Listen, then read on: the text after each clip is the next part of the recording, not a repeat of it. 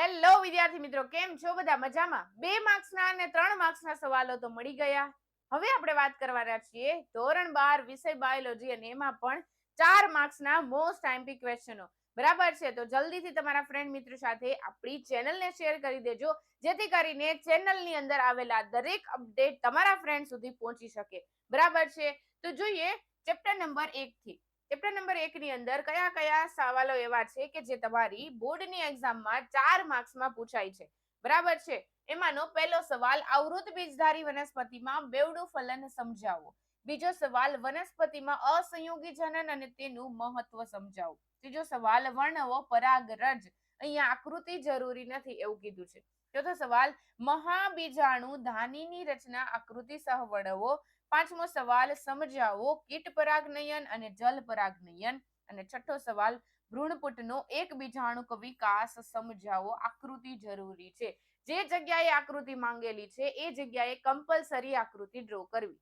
નથી ને ના પાડેલી છે તો ત્યાં આપણે દોઢું થઈને આકૃતિ દોરવાની નથી. એના પછી ચેપ્ટર નંબર 2, પહેલો સવાલ, ગર્ભધારણ અને ગર્ભીય વિકાસ સમજાવો. આકૃતિ સ. માનવમાં ફલન અને ગર્ભસ્થાપન સમજાવો. આકૃતિ સ. માહિતી દર્શક નોંધ લખો. ઋતુચક્ર ચાર્ટ જરૂરી છે, કારણ કે 4 માર્ક્સના સવાલો છે. 4 માર્ક્સના સવાલની અંદર જ્યારે પણ તમને આકૃતિ પૂછાય છે અથવા તો કોઈ પણ ક્વેશ્ચન પૂછાય છે, આકૃતિની જો ના ન પાડેલી હોય તો આકૃતિ દોરી જ દેવાની આંખ મીચીને. જો ના પાડેલી છે તો આકૃતિ દોરવાની નથી. ચોથો સવાલ, શુક્રકોષ જનન અને અંડકોષ જનનનો તુલનાત્મક અભ્યાસ વર્ણવો. માદા પ્રજનન તંત્રની આકૃતિ દોરી માત્ર કુખનું વર્ણન કરો. આ તમારો પીવાયક્યુ પણ છે. આમાંના ઘણા ક્વેશ્ચનો તમારા પીવાયક્યુ પણ રહેશે. બરાબર. છઠ્ઠો ક્વેશ્ચન, આકૃતિ, ફક્ત આકૃતિ. નર પ્રજનન તંત્રની 4 માર્ક્સમાં આકૃતિ પૂછેલી છે. સાતમો સવાલ, સમજાવો જરાયુ. અને આઠમો સવાલ, શુક્રકોષ જનનની ક્રિયા વર્ણવો. ઓકે. એના પછી ચેપ્ટર નંબર 3, જાતીય સંક્રમિત રોગ વર્ણવો. 8ની સામાન્ય પદ્ધતિ સમજાવો. ગર્ભપાત માટેની કૃત્રિમ પદ્ધતિઓ સમજાવો. એમટીપી. ઓકે. ચોથો સવાલ, ગર્ભ નિરોધકની કુદરતી પદ્ધતિઓ સમજાવો. આ સેમ સવાલ તમને 3 માર્ક્સમાં પણ પૂછી શકે, 4 માર્ક્સમાં પણ પૂછી શકે. ઓકે. પાંચમો સવાલ, કુટુંબ નિયોજનની પદ્ધતિમાં નિરોધનો ઉપયોગ જણાવો. છઠ્ઠો સવાલ, પ્રેરિત ગર્ભપાત વર્ણવો. સાતમો સવાલ, આયુડીઝ એટલે શું, પ્રકાર અને અસરો વર્ણવો. આ સવાલ પર તમને 3 માર્ક્સમાં પૂછી શકે, 2 માર્ક્સમાં પૂછી શકે. જો બેટા અહીંયા નિરોધનો ઉપયોગ કીધું છે તો માત્ર ને માત્ર નિરોધ વિશે જ નથી લખવાનું. આના સિવાયનું જે ગ્રીવા ટોપી છે, વોલ્ટ્સ છે, આ બધી જ વસ્તુ પણ લખવાની છે. અને અમુક ક્રીમો છે એ ક્રીમ વિશે પણ લખવાનું થશે, કારણ કે ક્વેશ્ચન 4 માર્ક્સનો છે. અને નિરોધનું લક્ષ, શેમાંથી બનાવવામાં આવી છે, સ્ત્રી નિરોધ શું છે, પુરુષ નિરોધ શું છે, આ બધી જ માહિતી આપવાની. ચેપ્ટર નંબર 4, પોઈન્ટ મ્યુટેશન એટલે શું, ઉદાહરણ આપીને સમજાવો. મ્યુટેશન માટે એટલે કે વિકૃતિ માટે તમને અલગથી એક વિડીયો આપેલો છે. બની શકે તો તે વિડીયો જોજો, જેથી કરીને તમને વિકૃતિમાં કોઈ ડાઉટ ના રહે. બીજો સવાલ, મેન્ડલીય અનિયમિતતા એટલે શું, રંગ અંધતા, હિમોફિલિયા સમજાવો. દ્વિસંકરણનો પ્રયોગ સમજાવો. મધમાખીમાં લિંગ નિશ્ચયનની ઘટના આકૃતિ સહ વર્ણવો.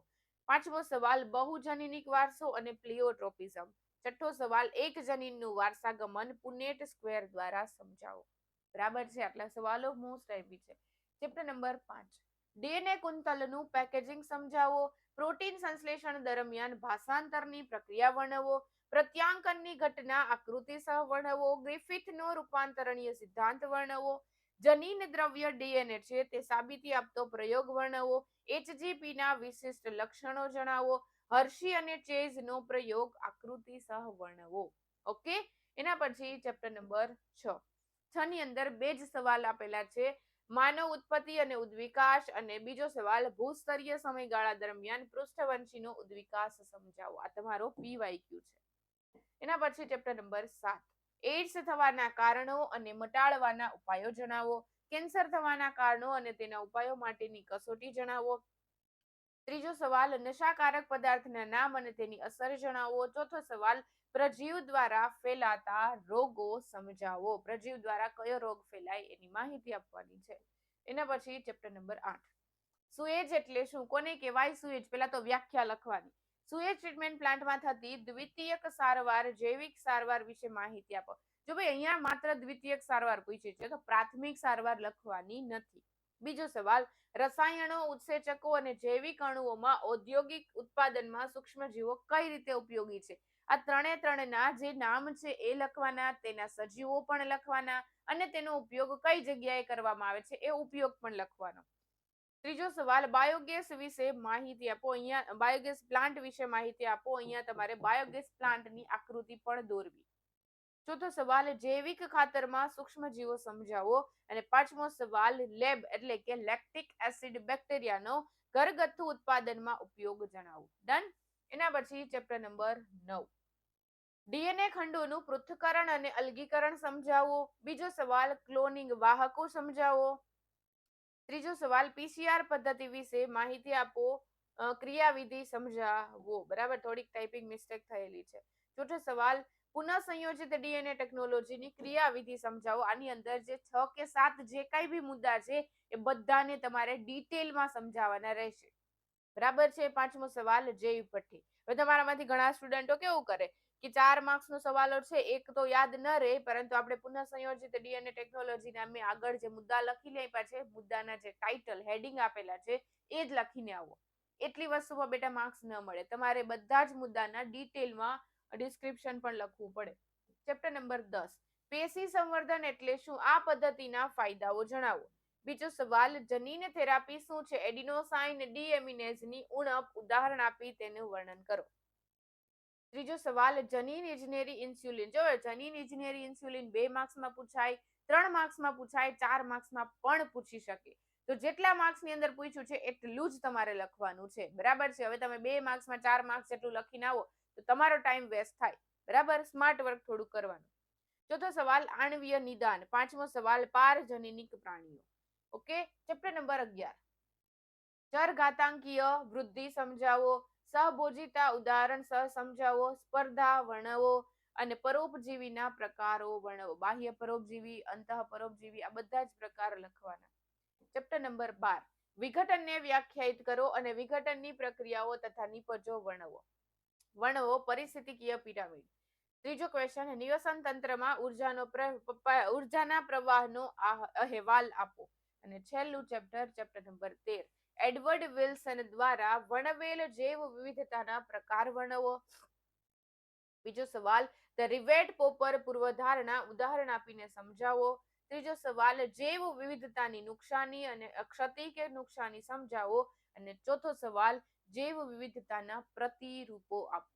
હવે તમારામાંથી ઘણા સ્ટુડન્ટને ક્વેશ્ચન થશે કે મેડમ તમે તો એક દિવસ એમ કહેતા હતા કે 12મું ચેપ્ટર, 13મું ચેપ્ટર, 11મું ચેપ્ટર, આમાંથી તો 4 માર્ક્સના સવાલ નથી પૂછાવાના, છતાં તમે કેમ આપ્યા છે?